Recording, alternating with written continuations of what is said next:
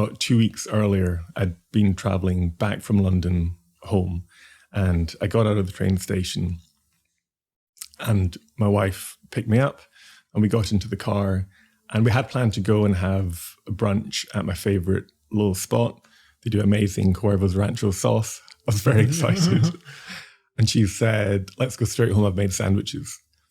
And she doesn't make great sandwiches. So I said, no, I think the brunch is a better option. And she said, no, there's something that I need to tell you. And I said, is it bad? And she said, yes. And I said, is it about the marriage? And she said, yes. And then we began to drive back. And I had this sinking feeling in me. And we drove for about 5 minutes in silence, and then I went to put my hand on her lap, and she said, don't touch me, because you won't want to after I've told you what's happened. And that's whenever it dropped. And I remember that 10-minute drive back home then felt like an eternity. I was just looking out the window. And we got home, we got into the house, into the kitchen, and I was standing by the kitchen table, hands rested on it. And I said, what's happened? And she said, I've been having an affair with a man from work. And I remember just tears began to stream. I didn't move, completely motionless. Tears began to stream. And then she said, and that's not all. And she said, I'm pregnant with this child. And in that moment, I felt like I lost a lot.